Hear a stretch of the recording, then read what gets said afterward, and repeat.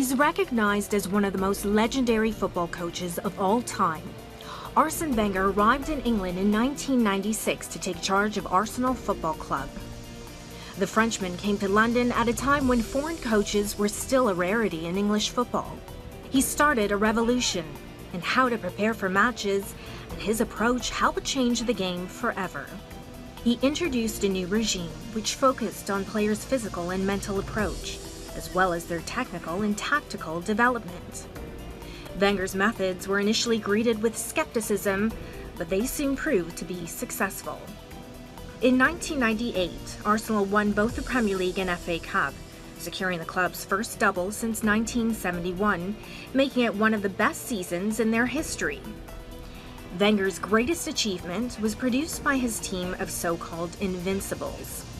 Arsenal won the league title in 2004 after staying undefeated for the whole season, something no other Premier League team has done. Overall, Wenger was in charge for 828 Premier League matches over 22 seasons, making him the league's longest-serving manager. He was the winner of 7 FA Cups and 3 league championships. Wenger stepped down in 2018 after more than 2 decades of service. Former Manchester United manager Alex Ferguson said at the time, "He is without a doubt one of the greatest Premier League managers, and I am proud to have been a rival, a colleague, and a friend to such a great man." Wenger didn't leave football altogether. Shortly after, he was appointed as FIFA's Chief of Global Football Development, tasked with overseeing the worldwide growth of the sport. He educates coaches and is working on developing a program to help former professionals enter management. You know, I would like to share what I've learned, but in an efficient way. So I hate administration, and I think I learned a lot about human beings. And football has today a fantastic responsibility in the world. We live in a world where sport has become a religion all over the world, and world football has a huge responsibility now, and if I can help a little bit, why not? FIFA's talent development scheme aims to raise the standard of national teams around the world for both men and women. Wenger is leading its pilot phase with 7 countries chosen to kickstart the project. His achievements were formally recognized when he entered the Premier League's Hall of Fame, the highest individual honor awarded by the competition. At 73, looking back, were all the sacrifices he made worth it? We'll find out over the next half hour as Arsene Wenger talks to Al Jazeera. Arsene Wenger, thank you for talking to Al Jazeera.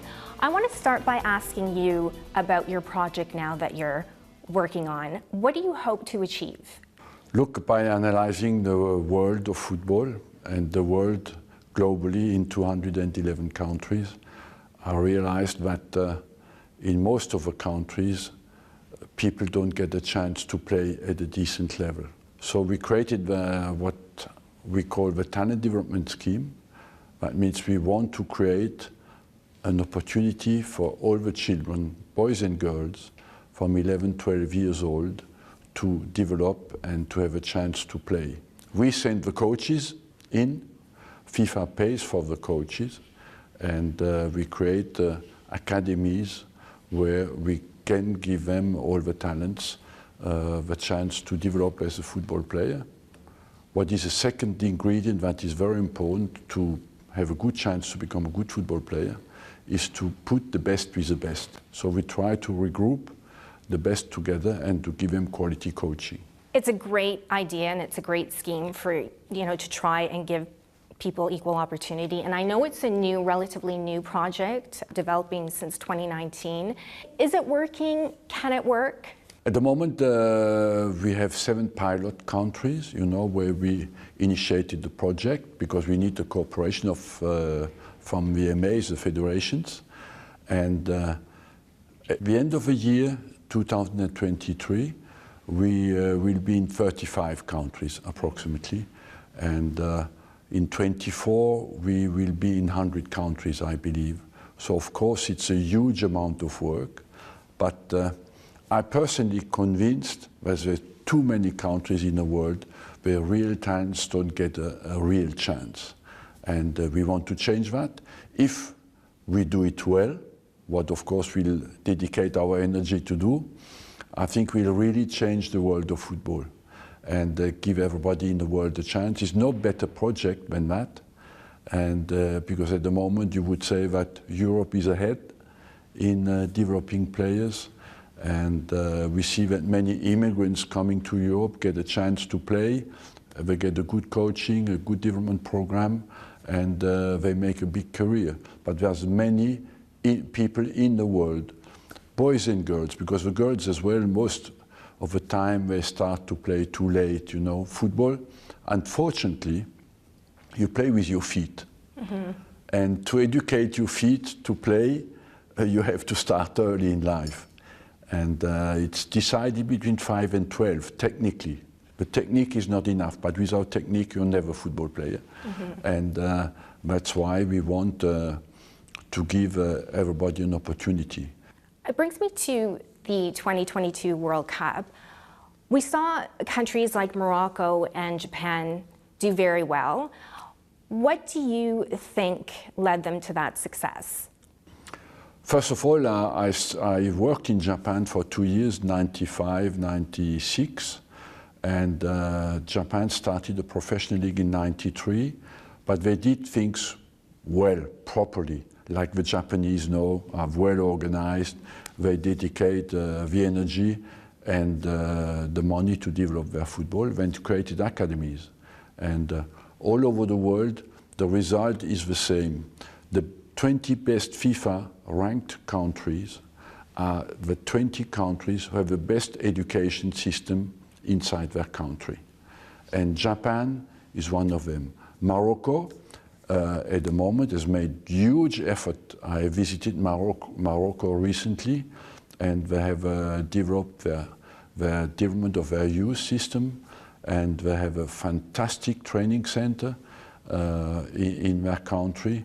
And overall, they have as well many people who are educated in Europe and who played for their national team. So they have I would say, a combination of abroad education and home education. And, but they work very well. It's two countries who understood that to have good national teams, you need first to take care of your youth. Let's look ahead to 2026. It will be a much bigger World Cup, 48 teams compared to 32. But is it a chance, do you think developing countries will be encouraged to maybe invest more into football for a chance to maybe they can qualify? I believe so. For example, Africa has 54 countries. They have 5 countries at the World Cup. And Europe is 55 countries. They have 13 countries at the World Cup. So you could think it's not balanced. And by getting 48 countries to the World Cup, a continent like Africa will have 9, maybe 10, because there's one playoff possible. So 10 countries in Africa looks to me not exaggerated. And it will be an incitement to do something for the development of your game. And it is the same in Asia, it's the same in Central America, the same in North America and South America. You know, you have more countries, you think we have a better chance to shine. And you know, football is, at the moment, I would say, it's conquering the world at an unbelievable speed. And it looks to be unstoppable. But that's why people who take care of football have as well a responsibility to develop it as well as possible. I think 48 countries, when you think you have 211 countries affiliated to FIFA, it's not even 25% of the countries who can go to the World Cup. I would say, personally, I support it. But on the flip side, it's 40 more matches.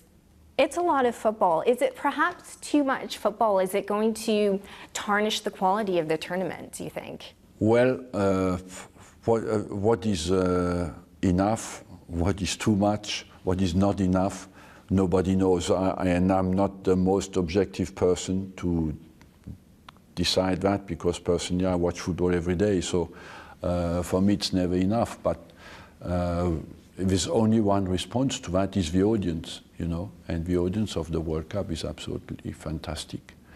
And it's the only sport when the national team plays where the whole country is behind one team, you know, and so there is a national pride at stake. Personally, I believe it's not too many games, but we have to consider that problem as a global problem and of course to protect the players. Having said that, I would say a lot has been done for the players on the health front, better preparation, better prevention, better taking care of them, better protection during the games. The VAR has contributed a lot, again, to protect better the players from bad tackles because you see everything on the screen.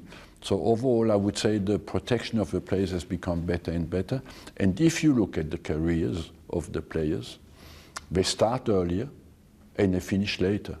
Let's not forget that the player of the tournament was Messi. He was born in '87. Now he was 35 at the World Cup. When I played 35, you couldn't play football anymore.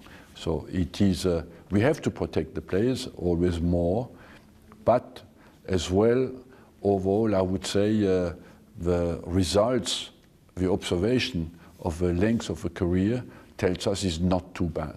I want to talk to you about your managerial career at Arsenal because you were very financially responsible when you were there. Mm-hmm. What do you make of the money going into clubs today and where it comes from?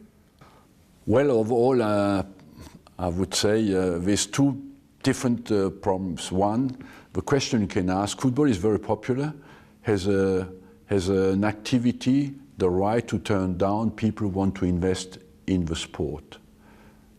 I would say no, any activity, business activity has to be open to investment. The second part is how can we assure that the competition is fair, you know, and that is a bit more difficult today. I would say you have two categories in each league, the guys who have a chance to win the league and the others who try to fight to stay in the league. And so there's maybe a problem there because of a competitiveness of the league inside is maybe not fair enough. But overall, I would say that this is down to the ownership who has changed in the last 10, 15 years. And basically, today you have two kinds of owners. Very rich people, billionaires, mm-hmm. or very state interested, like Qatar in Paris Saint-Germain. So overall, we have 54 owners in Europe now of clubs who are American.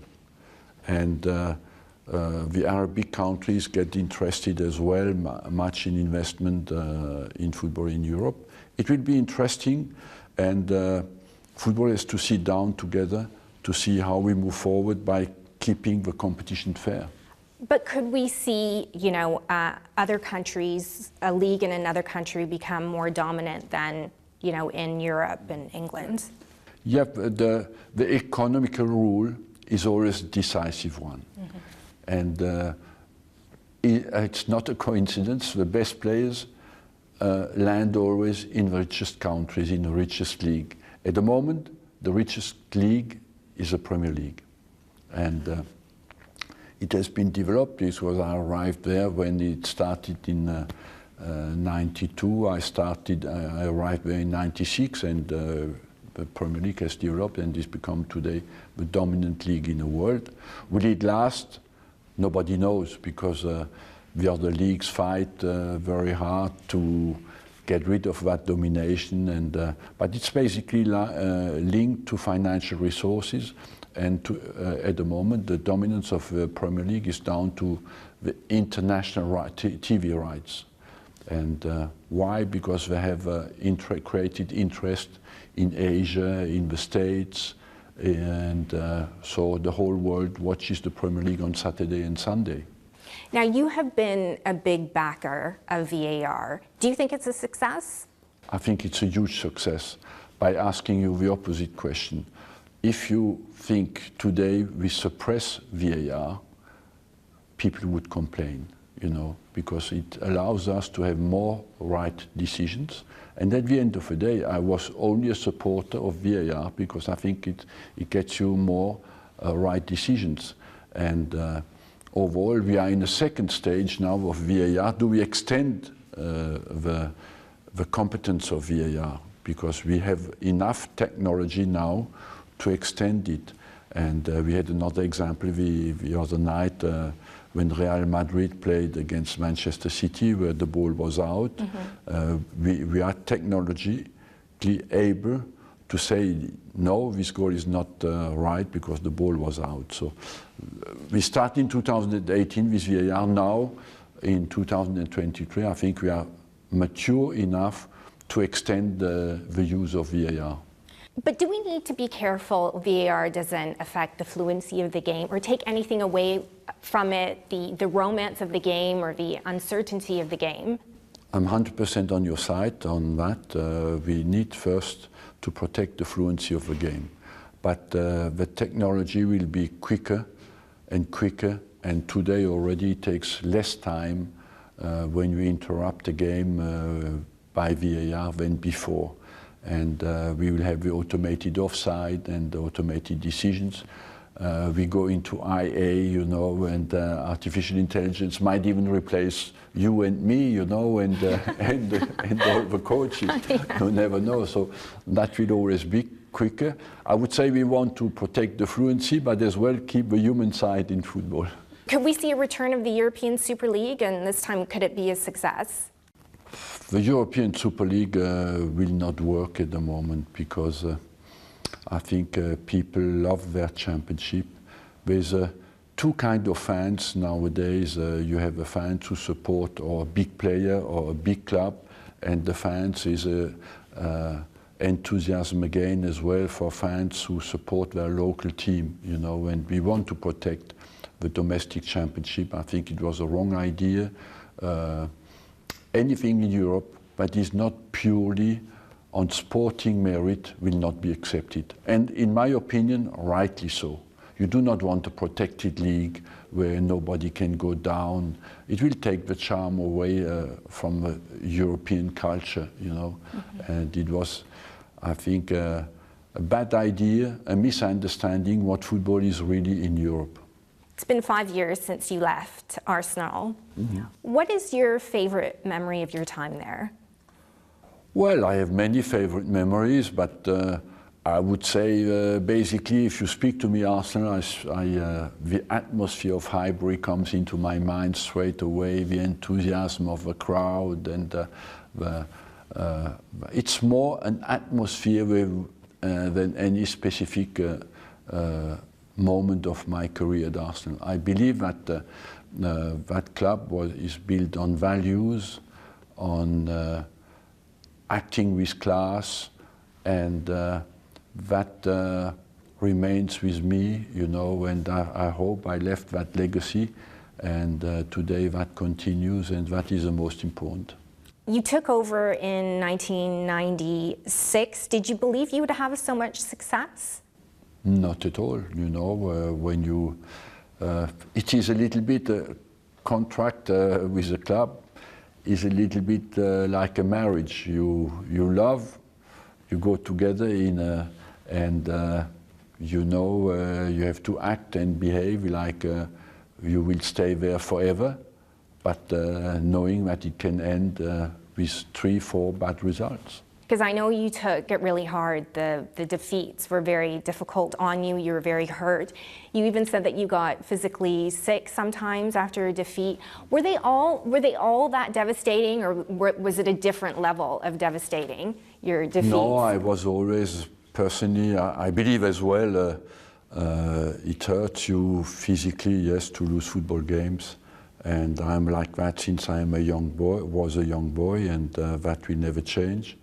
And overall, I was happy as well at Arsenal because I had, I need to feel I worked for something bigger than me, and that I can dedicate that energy to that something that is bigger than me. And overall, I was very happy to do that. You only recently started going back to Arsenal to watch Arsenal matches. What was that like? It was nice because you see people that you haven't seen for a long time, you know, and overall, I had to do that to connect with the club and to connect with the team that I met after the game. So it was very nice, a very great experience, and overall, I'm happy for having done it. Do you approve what McAllister is doing there? Yes, of course. I think they are doing very well. They have invested a lot. I think you have to give credit to the owner. He has invested a lot of money in the recent years, what was not happening before, but I believe it was the right decision. And they bought the right players, and I think Mikel Arteta is guiding very well the team, and they have played great football this year. What about Erling Haaland? Like, he can score goals anywhere. Is there any stopping him? Yes, of course, but you can always find a solution to stop the strikers, but the strikers usually finish the collective work of the team, you know, and more or less well, but he's doing it very well. He has kind of animalistic force as well in him, that desire to be successful, and I like him because I feel he's really dedicated on what is essential. The priority is not in image, he's in winning. He's what his sport is really about, you know, and I respect that. Are you done with coaching? Yes. I'm never done with coaching because I feel I coach my team as well now in the world. You know, we have a team of coaches, of 100 coaches who work in the world, and you always take care of how well the sessions go, and you will teach young girls and boys to develop all over the world, and so I'm not finished with coaching. I believe that I always behave like that in life, is that what is the most important is what is in front of you, not what you have done. You can learn from what you have done, but what is really mattering is what is in front of you. And overall, I would say this project is deep in my heart, and if I'm successful in doing that, I feel really can help many people to develop in the world and make football better in the world, what would be fantastic. So you're not going to, you know, go back to the Premier League as a coach, not even for Tottenham? No, not, especially not for Tottenham, you know. They would burn me. As a coach, you have to pretty much sacrifice all other aspects of your life. When you look back at it, was it all worth it? Yes. There's two important things in life: the day you were born and the day you know why. And to me it looked obvious that the why is football, you know. And so, yes, today, in hindsight, when I look at it, I think I sacrificed everything in my life for that. But it was what had a real meaning for me. So I cannot, it was me. And so there is no regret there. Arsene Wenger, thank you so much for talking to Al Jazeera. Thank you very much. Thank you. Thank you for your time. Thank you.